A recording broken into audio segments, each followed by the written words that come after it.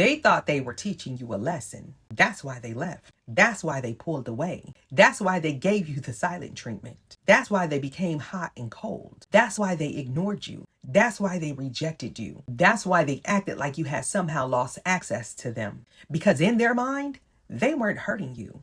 They were correcting you. They thought they were showing you what happens when you don't act the way they want you to act. They thought they were showing you what happens when you don't choose them the way they want to be chosen. They thought they were showing you what happens when you stop making them the center of your world. And if you've ever been through something like this, then you know exactly what I'm talking about. You know what it's like to have somebody treat love like a reward. You know what it's like to have somebody treat their presence like a privilege. You know what it's like to have somebody act as though losing them should be the greatest fear of your life, because that's really what they believed. They believed that losing them was your punishment.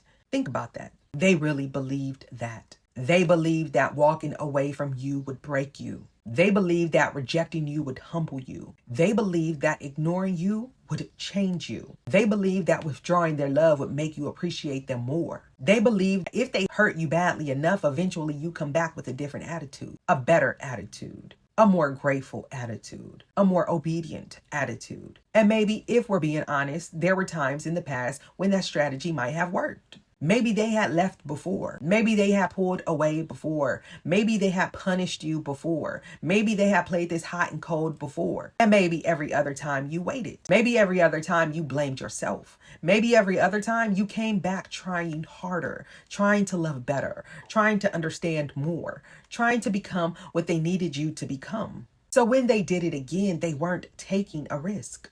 They were following a pattern.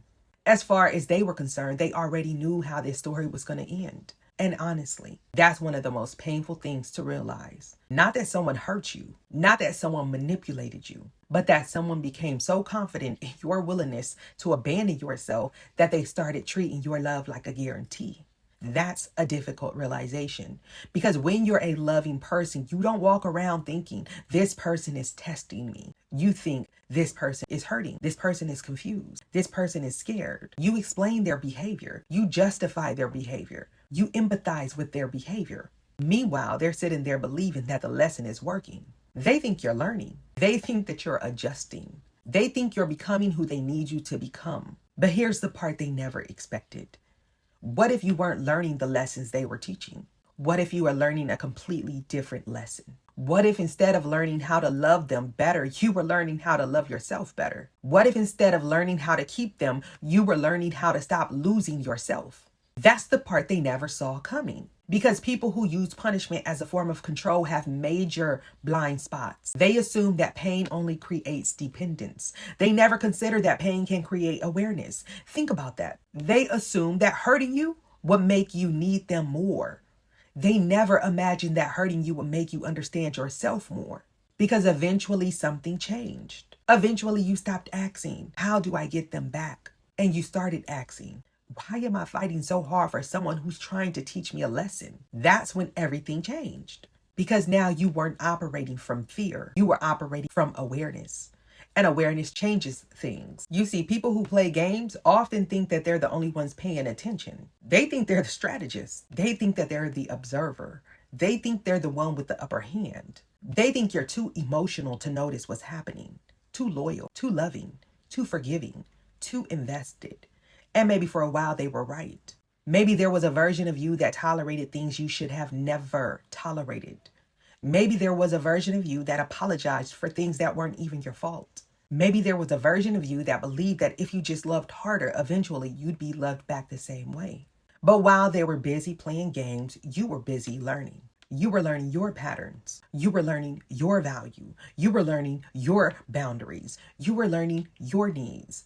You were learning what happens when you abandon yourself to keep somebody else. And eventually you learned the lesson they never expected you to learn.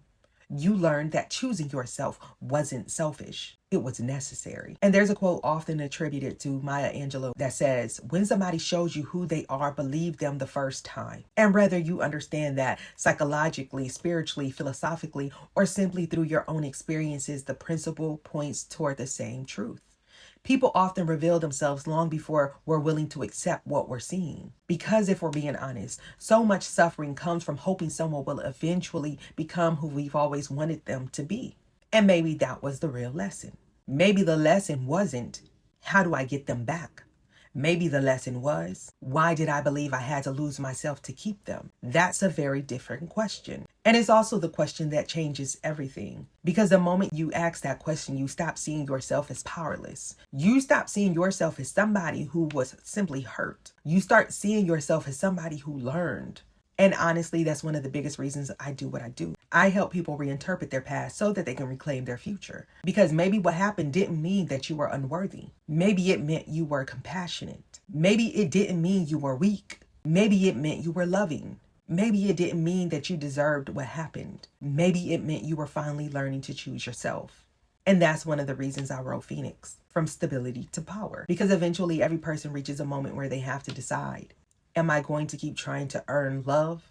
Or am I finally going to believe that I deserve it?